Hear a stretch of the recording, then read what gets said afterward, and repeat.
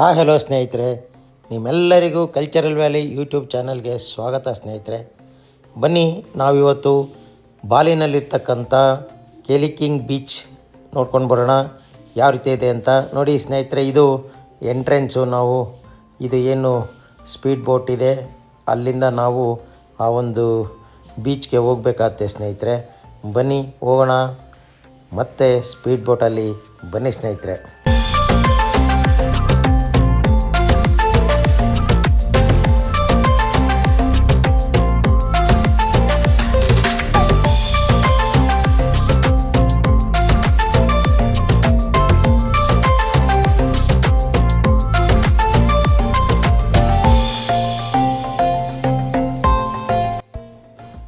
ನೋಡಿ, ಬಾಲಿಯ ಸೆಮಿನಾಕ್ ಒಂದು ಪ್ಲೇಸ್ ಏನಿದೆ ಸಿಟಿ, ಅಲ್ಲಿಂದ ಒಂದು ಅರ್ಧ ಗಂಟೆ ಬಂದರೆ ಸಾನೂರ್ ಅಂತಕ್ಕಂಥ ಒಂದು ಬೀಚ್ ಸಿಗುತ್ತೆ ಸ್ನೇಹಿತರೆ. ನೋಡಿ, ಇದೆ ಆ ಬೀಚು. ನಾವು ಇಲ್ಲಿಂದ ಸ್ಪೀಡ್ ಬೋಟಲ್ಲಿ ಮತ್ತೆ ನಾವು ಆ ಒಂದು ದ್ವೀಪ ಏನಿದೆ ನೂಸಾ ಫೆನಿಡಾ ದ್ವೀಪ ಸಮೂಹಕ್ಕೆ ನಾವು ಹೋಗಬೇಕು. ಈಗ ನಾವು ಇಲ್ಲಿಂದ ಜರ್ನಿ ಶುರು ಮಾಡ್ಬೋದು. ಇದು ಸ್ಪೀಡ್ ಬೋಟು ಭಾಳ ಸ್ಪೀಡಾಗಿಯೇ ಹೋಗುತ್ತೆ. ಸ್ಪೀಡಲ್ಲಿ ಹೋದ್ರೂ ಸಹ ಒಂದು 45 ನಿಮಿಷ ಈ ಜರ್ನಿ ಮುಗಿಸ್ಕೊಂಡು ನಾವು ನೂಸಾಫಿಂದ ಐಲ್ಯಾಂಡ್ ಇದೆ ಅಲ್ಲಿ ಅಲ್ಲಿಂದ ಮತ್ತೆ ನಾವು ಕಾರ್ನಲ್ಲಿ ಬೇರೆ ಬೇರೆ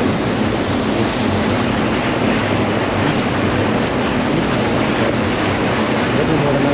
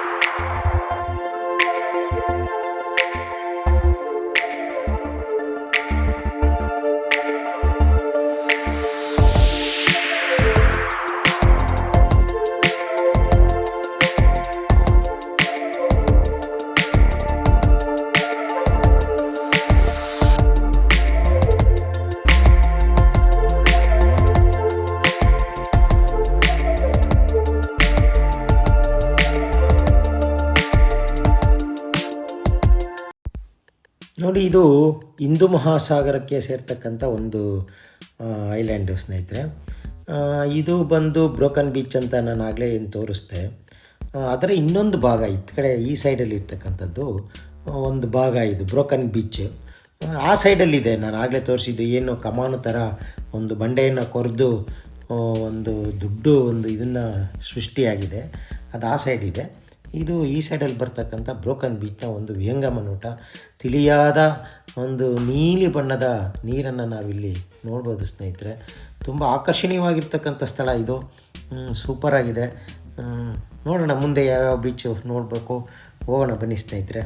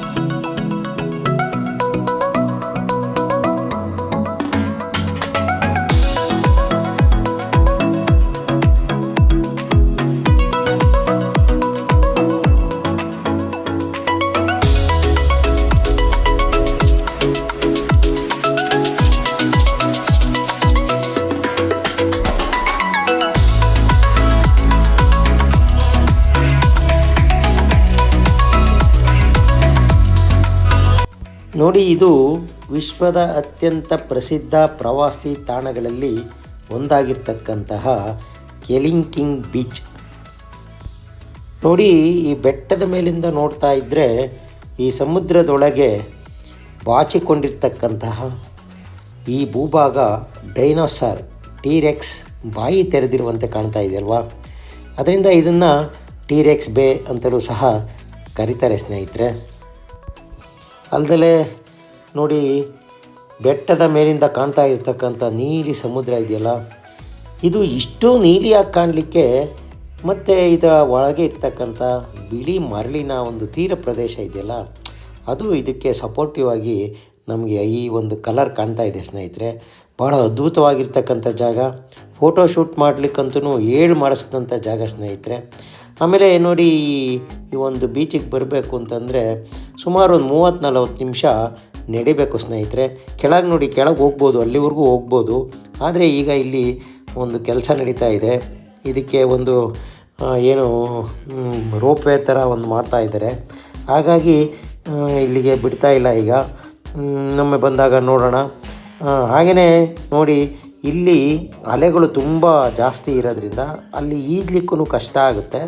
ಹಾಗಾಗಿ ಈಜು ಹೊಡೆಯೋದಕ್ಕೆ ಅಥವಾ ಇಲ್ಲಿ ಸ್ವಿಮ್ ಮಾಡೋದಕ್ಕೆ ಬಿಡೋದಿಲ್ಲ ಸ್ನೇಹಿತರೆ. ಹಾಗಾಗಿ ನೋಡಲಿಕ್ಕೇ ಜನ ಇಲ್ಲಿ ಬರ್ತಾರೆ. ಅದೂ ಈ ಒಂದು ಜಾಗ ಇದೆಯಲ್ಲ, ತುಂಬ ಅದ್ಭುತವಾಗಿರ್ತಕ್ಕಂಥ ಒಂದು ಜಾಗ ಸ್ನೇಹಿತರೆ. Thank you.